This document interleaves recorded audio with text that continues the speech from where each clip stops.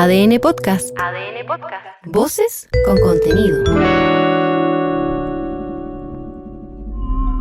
ADN Podcast y el Museo OVNI de La Serena presentan Luces en el Cielo, un podcast de otro mundo.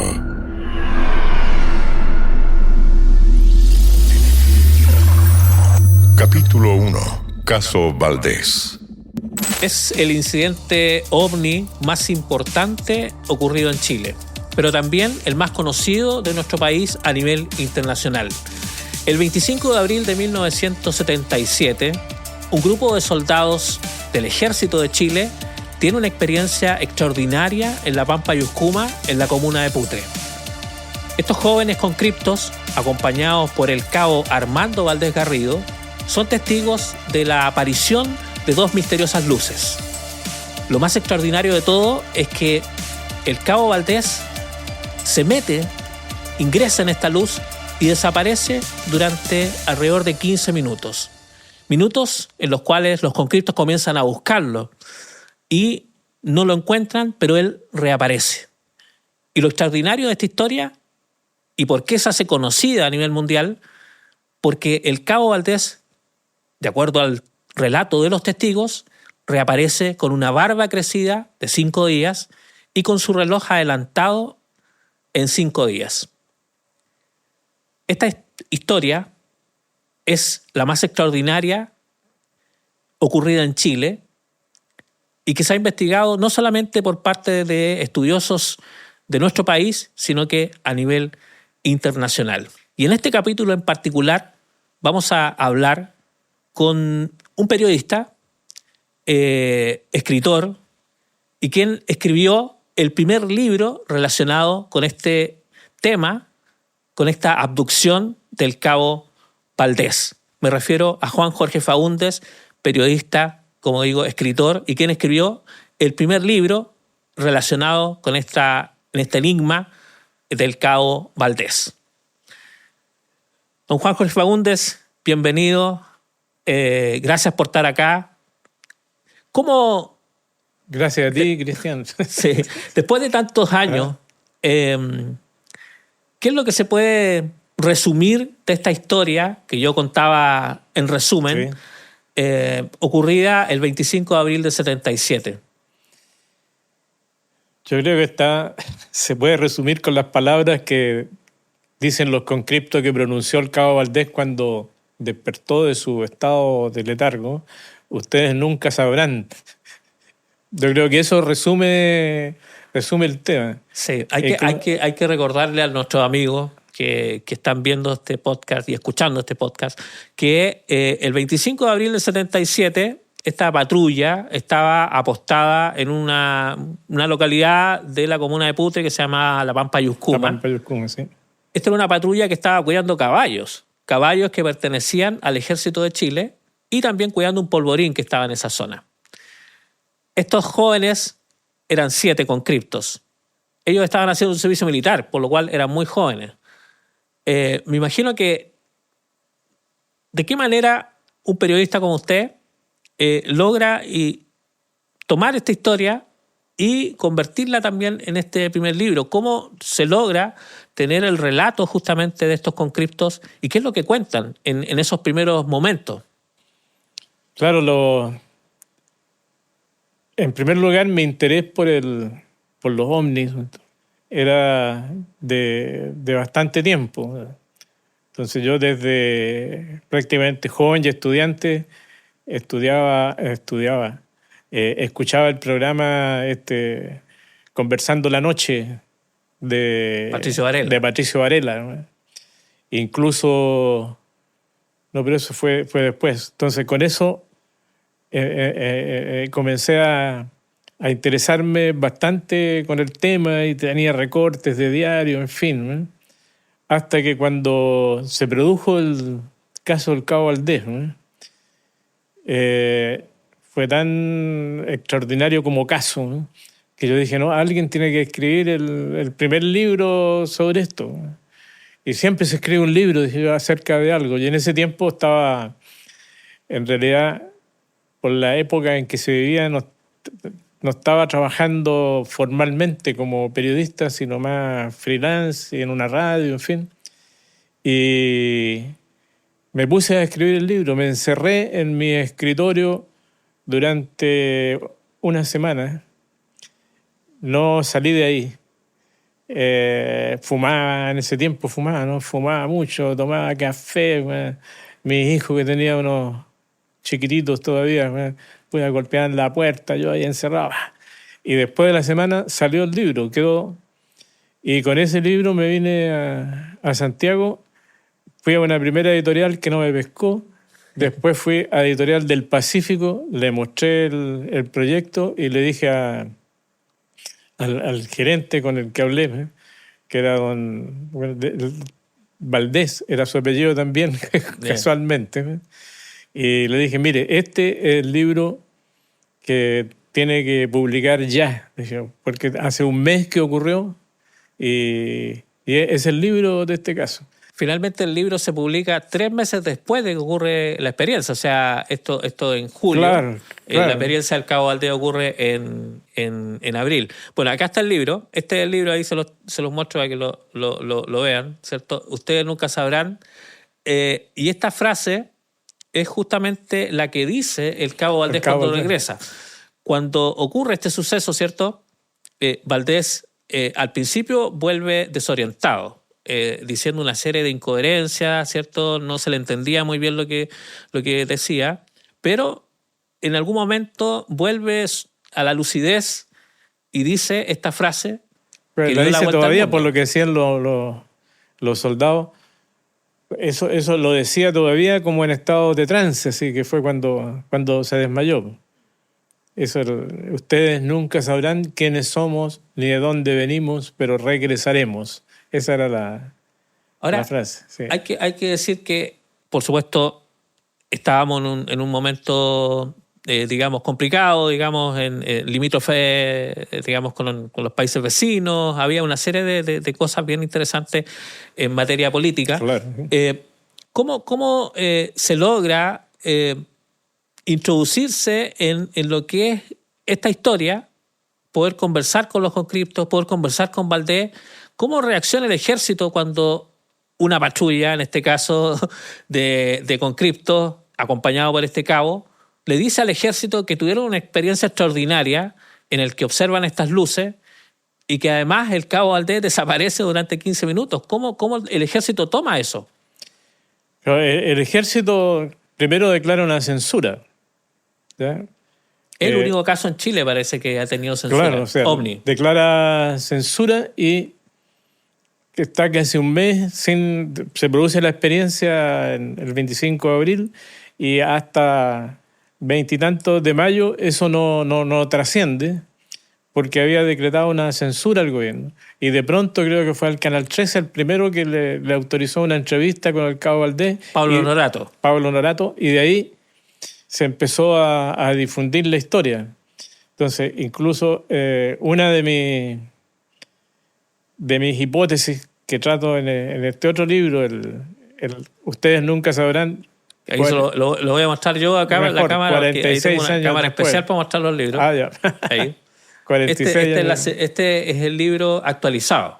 No solo actualizado, sino que dedicado especialmente al caso del cabo Valdés, porque el primero fue sacar un libro sobre el caso. Entonces ahí publiqué el primer capítulo, estaba dedicado al caso Valdés, de acuerdo con lo que había aparecido en la entrevista con Norato, en la prensa, en fin, ¿ya? Y se presenta el primer caso.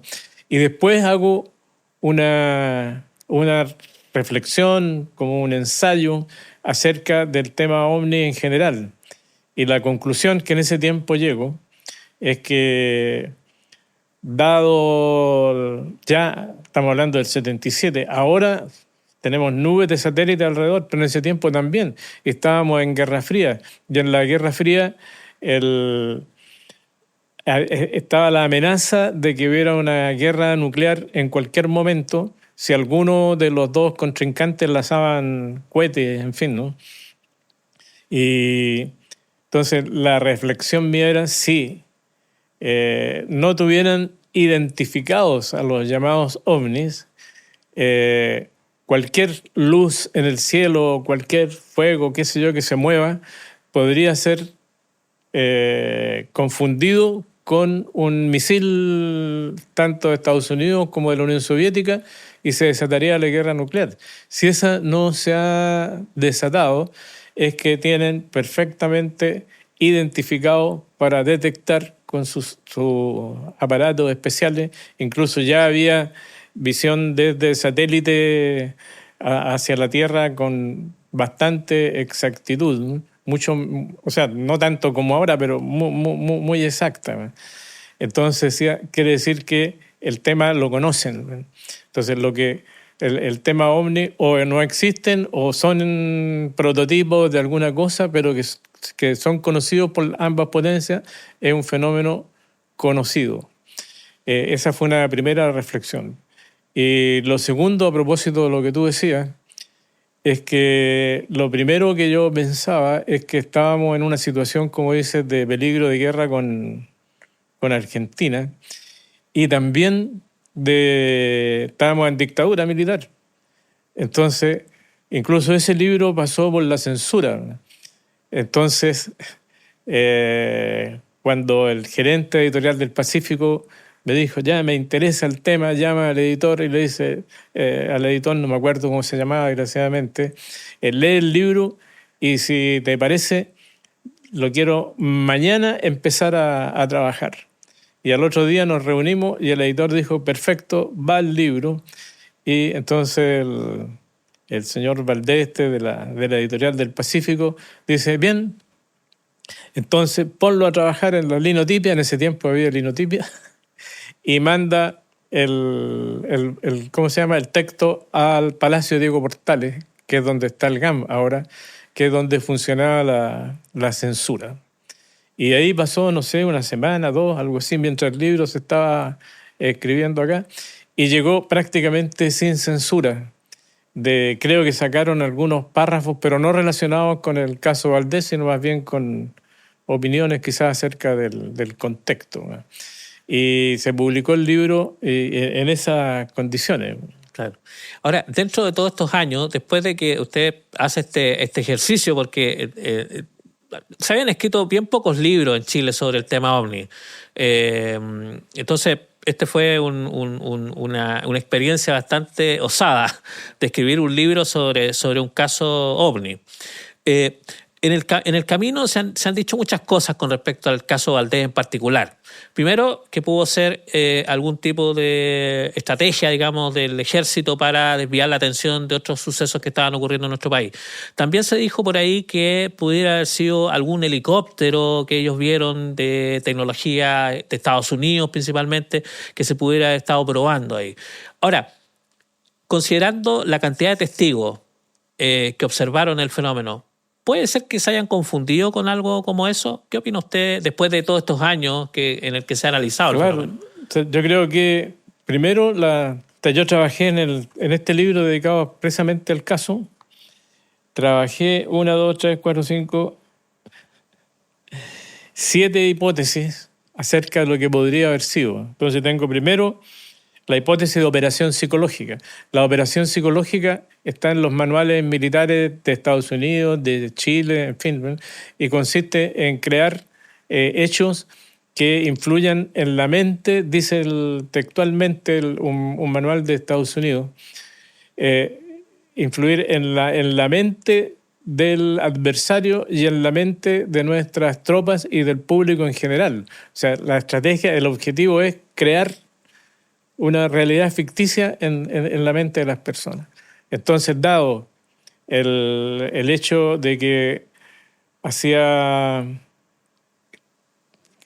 sido en septiembre del año anterior que había sido asesinado en Washington el ex canciller Letelier, que entre medio se estaba disolviendo la DINA y ¿cómo se llama? Formándose la CNI, era como una oportunidad para distraer la atención, y además estaba el conflicto de guerra con Perú y Bolivia. Entonces esta hipótesis, contrastando hipótesis, la operación psicológica era factible. Después está el tema de los helicópteros. Hubo el Patricio Abusleme da cuenta en su libro La noche de los centinelas de una, ¿cómo se llama? Hipnosis que se le hizo en el sur, en Coyhai y Aysén, si no me equivoco, al cabo Valdés, por militares, por médicos militares. Y lo hipnotizaron. Y ahí el cabo Valdés habla de un helicóptero. Ahora, a mi juicio, el error fue de uno de los hipnotizadores que le dijo, porque él hablaba de que entró a un lugar que estaba iluminado, que había ventanas, que había alguien sentado en los controles, ¿no? Que eran dos, si no me equivoco, con una especie de uniformes blancos, ¿no? Entonces le pregunta a uno de los hipnotizadores, ¿no se trataría de un helicóptero? Y ahí, sí, pudo ser un helicóptero. Entonces ahí está condicionando, digamos, la respuesta. respuesta. Está condicionando la respuesta y se echó a perder el tema del helicóptero. Porque, ahora, ¿sí? antes de que siga, sí, porque me parece muy interesante, digamos, esta hipótesis que se han planteado con respecto al caso. Ahora, ¿es posible que estos siete conscriptos, más el cabo, hayan estado involucrados en algo así? O sea, que se haya creado una cosa... No, porque en las operaciones militares lo primero, en este caso, la patrulla misma pudo estar convencida de que era verdad. O sea, ellos no participan de la táctica, de la estrategia, de la táctica, de la operación, sino que... Son testigos. Son testigos, son, por decirlo como, víctimas de la misma operación. Entonces se crean las condiciones para que ellos crean que es verdad y digan que es verdad. Entonces, incluso se habla que hubo los mismos estos de la hipnosis al cabo Valdés. Incluso uno dicen que levitaba cuando hablaba de eso y que cuando lo vieron levitar pasaron la mano por debajo, dijeron un garabato y el cabo Valdés despertó. Y hasta ahí llegó la entrevista hipnótica. A propósito de entrevista, porque usted ha entrevistado al cabo Valdés. Ah, sí. Y lo entrevistó en esos años. En esos años, el año 83. Fue algo que nuestros amigos quizás no lo saben, pero fue una cosa bien difícil de hacer, porque tuvo que pedir una autorización especial. ¿Quién le entrega la autorización especial para poder entrevistar al cabo Valdés un par de años de que había ocurrido la experiencia? Primero lo encontré porque yo sabía que estaba en alguna parte del sur, creo que en Concepción, primero en el ejército, y de pronto me vi, yo era corresponsal de la Tercera en Temuco, y me avisan de la Tercera de que el cabo Valdés está en Temuco, en el regimiento Tucapel. Podrías ubicarlo ahí. Y comencé a averiguar por aquí y por allá, y efectivamente estaba en Temuco. Hice una primera entrevista muy breve una primera... Me dije, no, pero sirve igual. Hay dos momentos. El primer momento fue cuando me dijeron, está en Temuco, y yo empecé a investigar por aquí y por allá, en fin, y al final descubro dónde vive, ¿ya? Y me voy a su casa, ¿ya? De ahí lo entrevisto en su casa. Y la foto esta que aparece en la parte de atrás del último libro, en que lo estoy entrevistando y que es la que publicó la Tercera, es en su casa. Entonces él me dice en ese momento, antes, en realidad eso es irrelevante, pero que él no daría la entrevista sino con la autorización de la principal autoridad del ejército. ¿Y quién era en ese momento la principal autoridad del ejército? El general Augusto Pinochet. Y luego el vicecomandante en jefe del ejército. Entonces el vicecomandante en jefe del ejército, por orden de Pinochet, manda una carta al diario La Tercera, y en esa carta, en la parte principal, dice: cumplo con dar respuesta a su petición de autorizar al cabo segundo de ejército Armando Valdés Garrido para que sea entrevistado por ese diario con relación a su participación como testigo en una experiencia extraterrestre ocurrida el año 1977 en la localidad de Putre. No hay restricción por parte de la institución para el cabo Valdés de a conocer su experiencia, etc. Eso es muy interesante porque es Julio Canesa, Claro. el que dice que Valdés tuvo una experiencia extraterrestre en una comunicación oficial. Entonces eso se sale de la hipótesis de la operación psicológica, porque salvo que él esté comprometido a tal nivel en esa operación que diga con todo lo que puede significar de que fue una experiencia extraterrestre. Entonces la otra posibilidad es que se le salió, ¿no es cierto? Pero también es medio difícil. La cosa es que yo creo que ese es un testimonio importante a favor de que pudo ser una experiencia extraterrestre, que el vicecomandante en jefe, el general Julio Canessa, lo afirme y lo diga. Ahora, el cabo Valdés me dijo que no quería hablar mucho, y de hecho en esa entrevista dice, pero no dice, o sea, dice cosas, pero al mismo tiempo no profundiza. Y dice que no quiere, en fin, ¿no? De hecho el mismo periodista español JJ Benítez lo ha entrevistado, digamos, y también fue una situación bien extraña, porque fue a través de Augusto Pinochet con quien logra JJ Benítez entrevistar al cabo Valdés. El cabo Valdés dicen que nunca quiso, digamos, dar entrevistas, pero las entrevistas que dio, las dio, digamos, entre comillas, obligado por el mismo ejército. De hecho, JJ Benítez plantea de que él tiene esta documentación oficial del caso Valdés, donde estaría todo su hoja de servicio en el fondo del cabo Valdés, pero además todas las investigaciones que se le hicieron en el hospital militar. Porque hay que decir que el cabo Valdés estuvo en el hospital militar después de esta experiencia, hubo exámenes psicológicos, físicos, y en el hospital militar es donde quedó toda esa información, y una copia de esa información, según lo que el propio JJ Benítez me señaló en una entrevista, está en sus manos.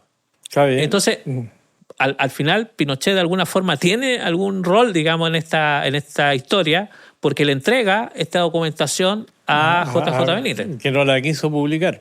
Ahora, al parecer... Dicen que pronto JJ Benítez viene con un libro dedicado al tema OVNI, por supuesto, y dentro de eso, uno de los capítulos va a ser con esta información. Claro, ahí dentro de esa información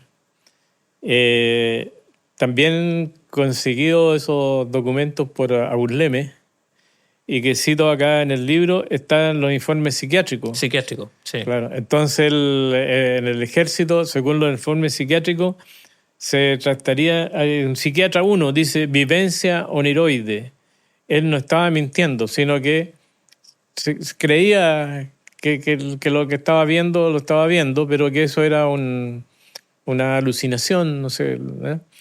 Y por otro lado, el psiquiatra 2 dice esquizofrenia paranoide, que también sería producto del... Después... o sea, producto de la misma experiencia. No, o sea, que gracias a la experiencia se produjo por la esquizofrenia. Entonces la esquizofrenia hace que... Ahora, el tema es que no toda la patrulla iba a ser esquizofrénica. Claro.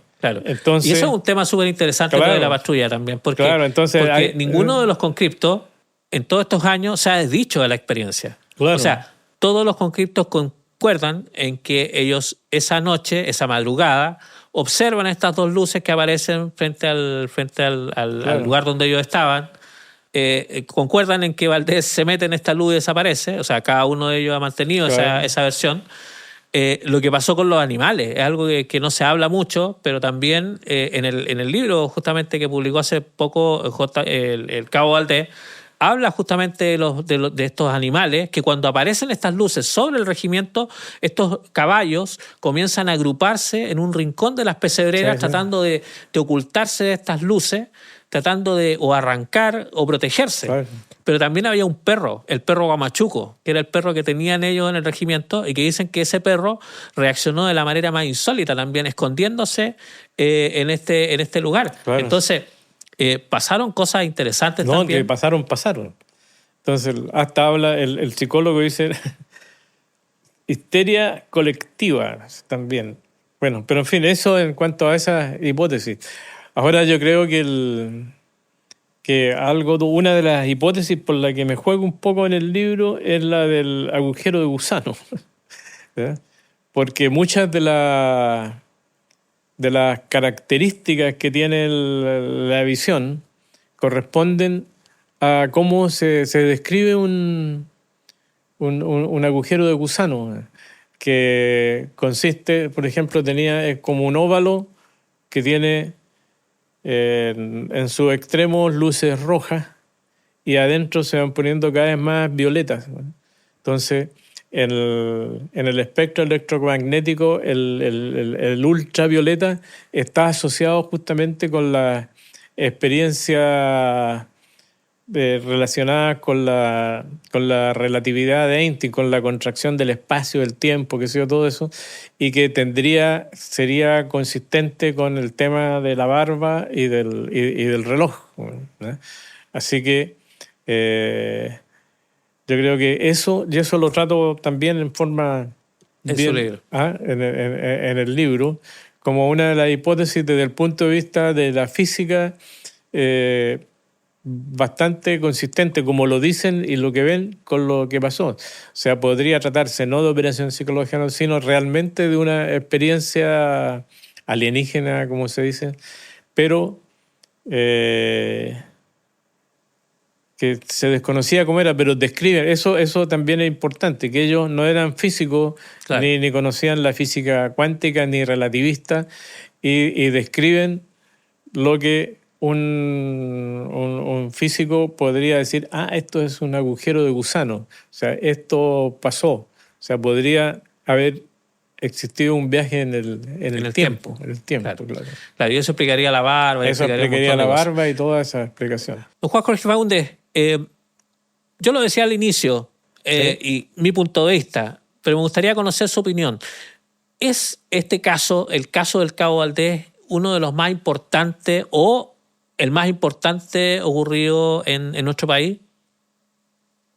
Yo creo que sí, porque por las repercusiones que ha tenido, por lo que ha durado en el tiempo, a mí me da la impresión que puede ser uno de el caso más importante de la ufología en nuestro país.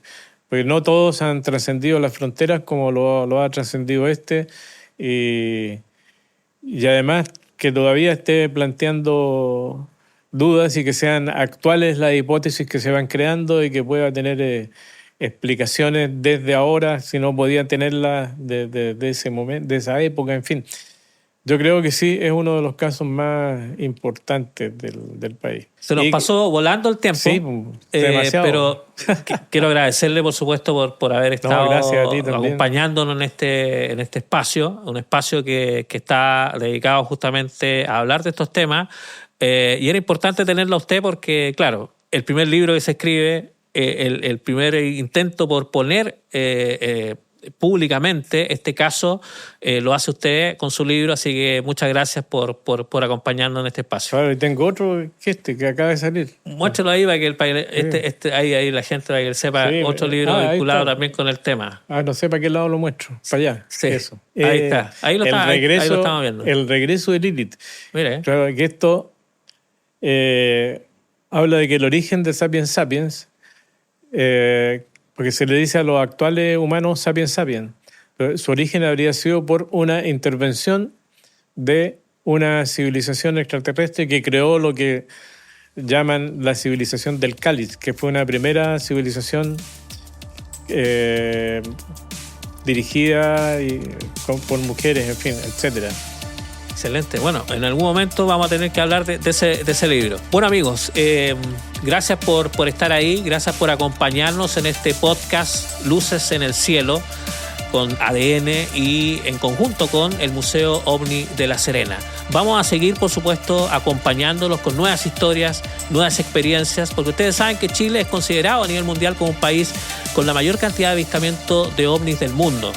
Y también se considera, porque tenemos una comisión oficial que investiga este tema. Hay casos increíbles, casos alucinantes, que vamos a ir analizándolo capítulo a capítulo con especialistas, con gente que está detrás de este tema.